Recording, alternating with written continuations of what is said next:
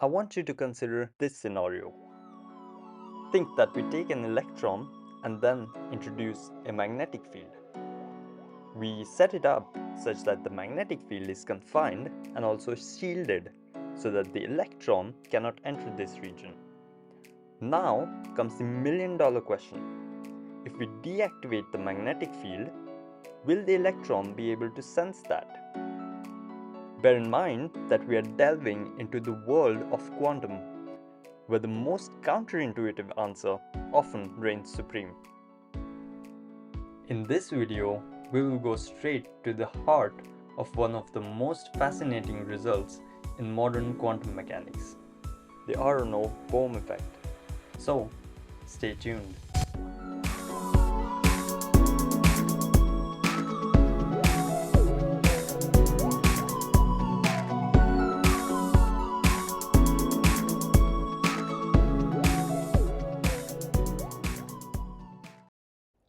We'll start with the double-slit experiment, arguably the most important experiment in all of physics. In 1801, Thomas Young used this experiment to ascertain the wave nature of light. On sending light through a pair of slits, he noticed an interference pattern, which is characteristic of waves. 60 years later, Klaus Jonsson performed the same experiment but with electrons, and they too produced an interference pattern showing the wave nature of electrons. In this video, we'll repeat Jonsson's double-slit experiment but with a slight modification. We introduced an enclosed magnetic field between the slits and the screen. The magnetic field is confined in such a way that the electrons cannot enter into this region, and the magnetic field cannot get out of this region. Now we begin the experiment. First, we conduct the experiment with the magnetic field switched off. Then, for the second run, we turn on the magnetic field and repeat the experiment again.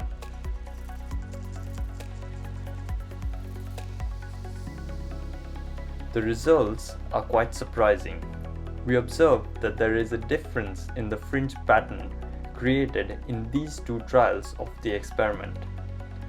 The fringes in the two experiments are shifted with respect to each other. And this is despite the electron and the magnetic field never ever coming into contact with each other. It is as if the electron can sniff out the presence of the magnetic field. This mind-bending piece of quantum mechanical witchcraft is known as the Aharonov-Bohm effect.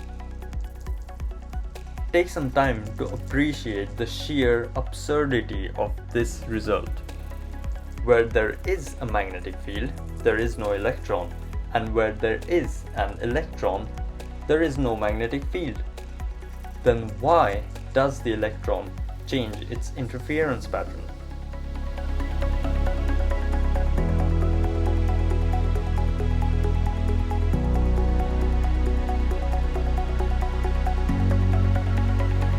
Now we'll try to understand the inner workings of this curious phenomenon.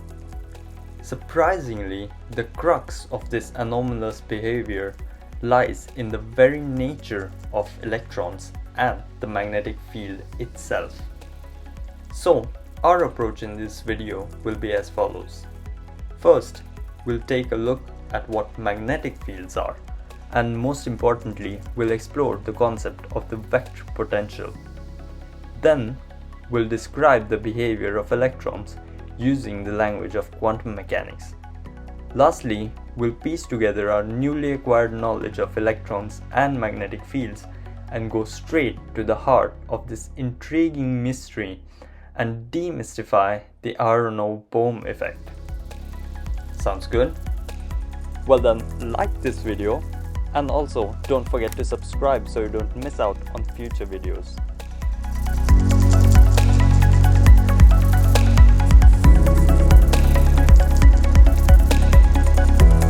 First, we need to establish a framework to describe and manipulate magnetic fields.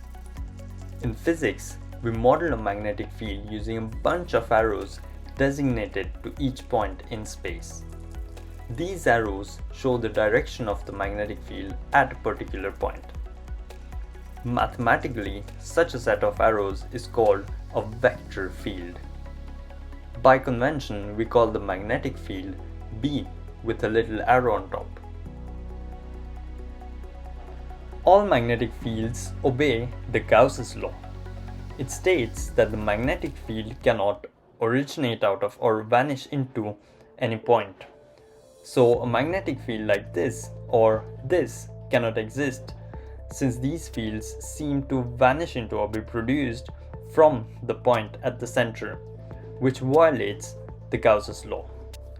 Mathematically, Gauss's law and the behavior of magnetic fields in general can be expressed very elegantly using the concepts of divergence and curl. Let's take a quick look at that.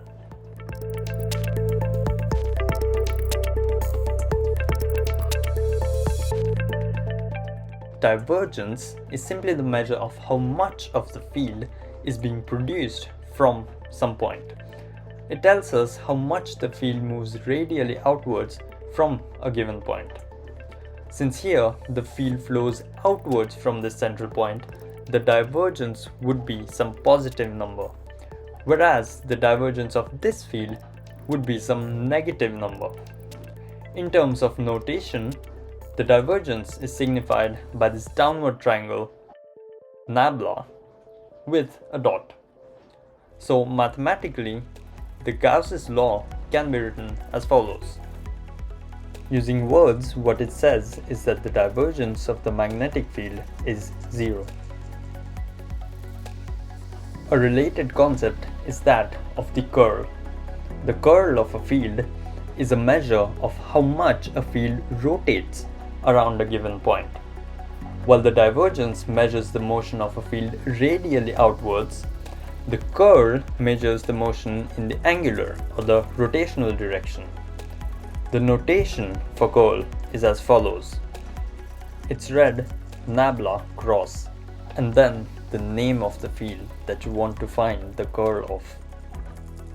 So the key takeaway here is that the divergence and the curl are properties of the vector field which help us measure the flow of the vector field either radially outwards or in the angular direction. The divergence, as we saw, is a really neat way of expressing this no origination and no vanishing property called the Gauss's law, which applies to all magnetic fields. Now, we'll use what we have learned about the curl to find a quantity known as the vector potential.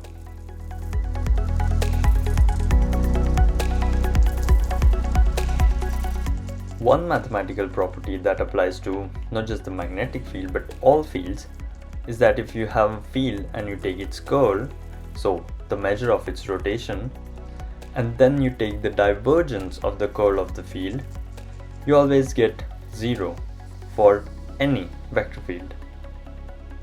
We can understand it this way. The curl gives us a measure of the rotational or the angular motion of the vector field, and divergence gives us the measure of radial or outwards motion of the field. Since the angular and radial directions are perpendicular, the curl of the divergence will always be 0. Now let's examine this property for a vector field A and compare it with the Gauss's law. Both these equations have the same form. The divergence of something equals 0. So we can deduce that any magnetic field B can be written as the curl of some other vector field A. This A is what we call the vector potential, and it is an extremely useful concept in physics. In other words, for any magnetic field that we may come across in nature, there exists a vector field A such that the curl of A is our original magnetic field. This equation is perhaps the most useful equation in this video. As you'll see, we'll encounter it several times throughout the video. Many students are introduced to this concept as just being a mathematical tool to make calculations simpler.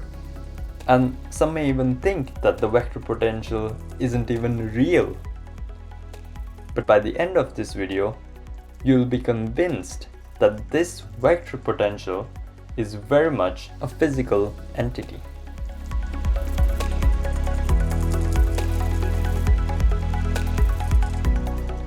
Remember, the Aharonov-Bohm effect is an intricate dance of the electrons and magnetic fields. Now that we have discussed the magnetic fields in great detail, now let's take a look at the second ingredient of this spooky effect, the electron. Remember Unson's double-slit experiment? It concluded that the electron exhibits a wave-like behavior. The question is then, how do we model this wave-like behavior using mathematics? A natural starting point would be to use a mathematical function that resembles a wave. We don't know exactly what that function is, but we do know that it must depend on both space and time. We denote this function using the letter psi. As you might have heard, this function is called a particle's wave function. You can use the wave function to determine the position, momentum, energy, and all sorts of other crazy stuff about your particle. Moreover, the wave function obeys the Schrödinger equation, one of the most important equations in all of physics.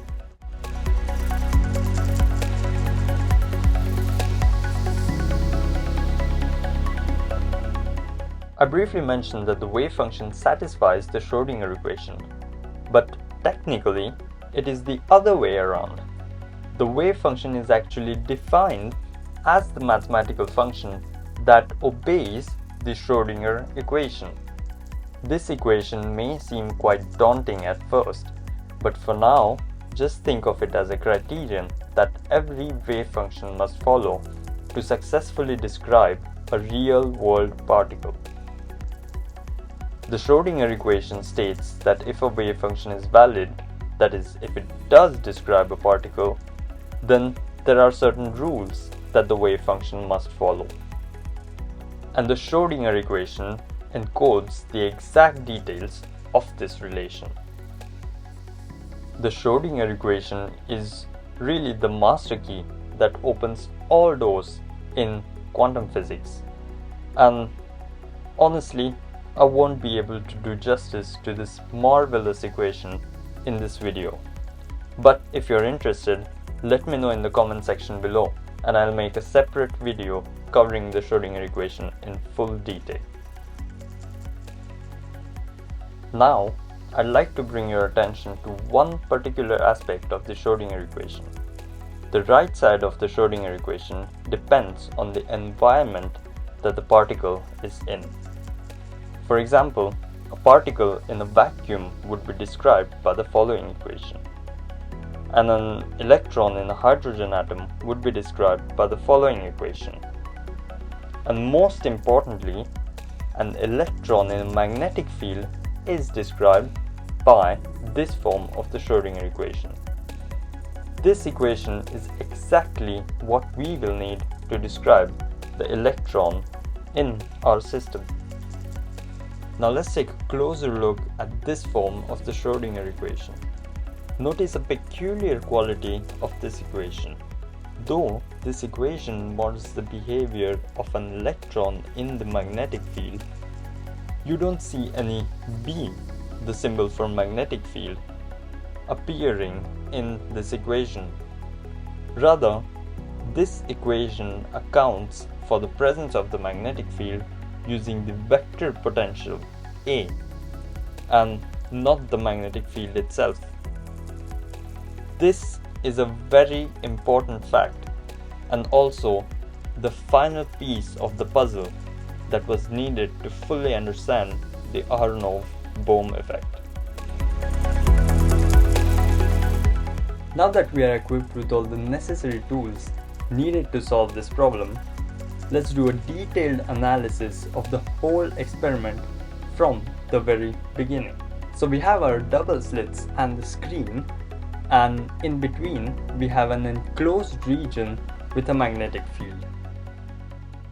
Now the question we want to answer is that if the electron is never inside of the enclosure and the magnetic field cannot escape this enclosure, then why does the experiment give different results based on whether the magnetic field is switched off or not? Let's think about it from the perspective of the electron. We know that the wave function for the electron is as follows. And we have also seen that the electron has some mysterious way of sniffing out the presence of the magnetic field. And the only way that this equation is related to the magnetic field is through the vector potential A, right? So a logical way of moving forward would be to express the magnetic fields in our experiment in terms of the vector potential. Inside this region, the magnetic field is non-zero, which is the same as saying that the curl of A is non-zero, since B is equal to curl of A. Now this means that A cannot be zero. We'll now consider the area that is outside the magnetic enclosure but inside the slits and the screen. In this region, we have that the magnetic field is zero, so the curl of A is zero, and this means that A is zero. Or does it? I think we should pay more attention to this seemingly boring region of space. You see, we have failed to take into account a simple fact of life, that a baby can only have one mother, but a mother can have multiple babies. Physicists call this gauge invariance. Let me explain. A vector potential after taking the curl gives out one unique magnetic field. However, a magnetic field can be represented as the curl of a variety of vector potentials. So it is indeed possible that the curl of all three vector potentials give the same magnetic field. What's relevant for us is to notice that A equals 0 means that B equals to 0, but this doesn't hold the other way around. That is, B equals to 0 does not necessarily mean that A has to be 0. We actually have multiple choices for A such that the magnetic field is still 0. All these choices are equally valid as long as the curl of A is 0 and it obeys the restrictions placed on it by the other parts of our system. And to be fair, this is what physicists actually mean by gauge invariance. The fact that we can represent our magnetic field as a curl of a variety of different vector potentials. So from what we have discussed so far, B equals to 0 means that A can be 0, but A can also be this vector field or this vector field, and so on. But are all of them valid options?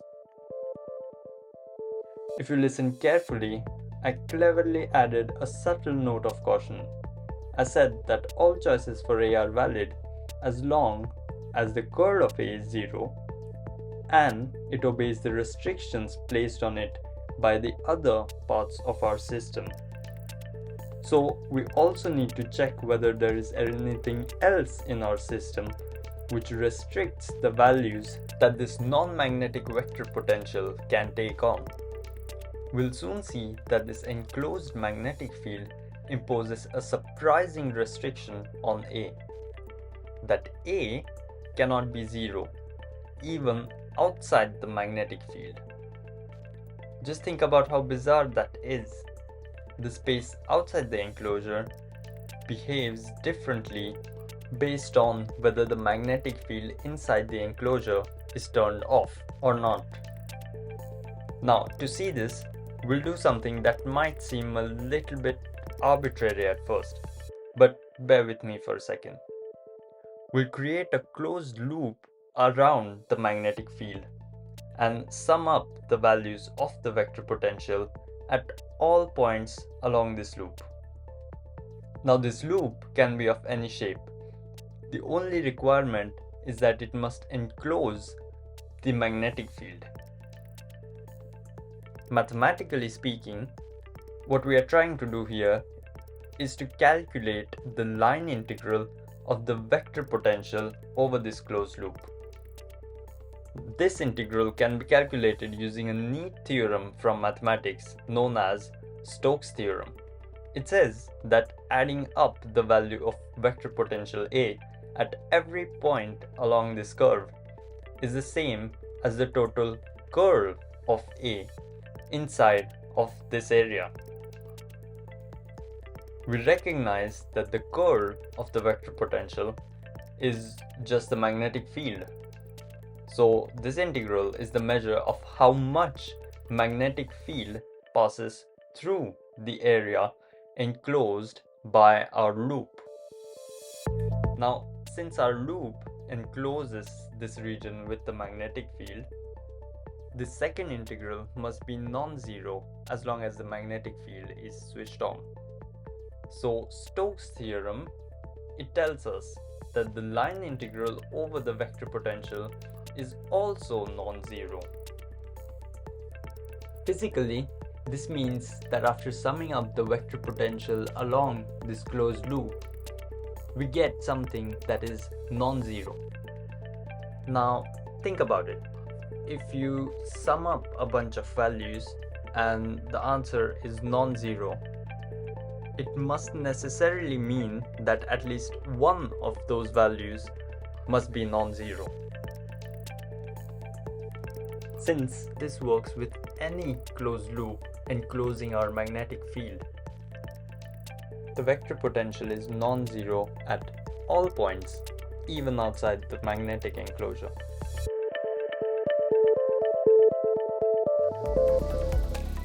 Let's pause for a second and appreciate what we have achieved. We were able to show that even if the magnetic field is zero outside the enclosure, the vector potential has to be non-zero. And this is how the magnetic field is able to expand its influence outside its enclosure. Now we can see why the presence of the magnetic field changes the experimental results. The Schrödinger equation accounts for the effects of the magnetic field in terms of the vector potential. Since the vector potential is non-zero outside the magnetic field's enclosure, the Schrödinger equation looks something like this when the magnetic field is switched on. If we turn off the magnetic field, then the vector potential will be zero. Thus, the Schrödinger equation would look like this. Remember that it's the Schrödinger equation that determines a particle's wave function, and the wave function in turn determines the behavior of the electron. Thus, the electron would behave differently in those two scenarios due to the Schrödinger equation being different. Without getting into exact details, the expected position for the electron on the screen can be found using these two formulas. Notice that the first formula uses the wave function in the presence of the magnetic field. So the first formula, the red one, gives us the expected position of the electron in the presence of the magnetic field, while the second formula tells us where we expect to find the electron in the absence of the magnetic field. Note how this effect illustrates the physicality of the vector potential. We clearly see the vector potential producing an actual measurable result. On the other hand, principles like gauge invariance tell us that we have a lot of freedom in choosing the vector potential. So is this vector potential really something physical, or is it still just a mathematical trick? I'm really curious to know what you guys think, so let me know in the comments below.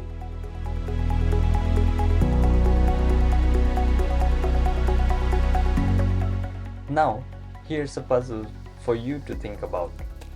We said that when we run the experiment with the magnetic field switched on, the Schrödinger equation looks something like this. And we said that when we turn the magnetic field off, the vector potential will be zero. But is that true? Didn't we discuss in this very video that the magnetic field being zero does not necessarily imply that the vector potential is zero? Then why did I just set A to 0? Did we do something wrong? I think not, and I also think that this will be an interesting puzzle for you to solve. So again, the question is, when we turn off the enclosed magnetic field, why must the external vector potential be equal to 0 despite the gauge invariance? A small hint, we went through a similar argument in the synthesis section of this video, so you might want to check that out. That's it for this video, and don't forget to like and subscribe, and I'll see you in the next one.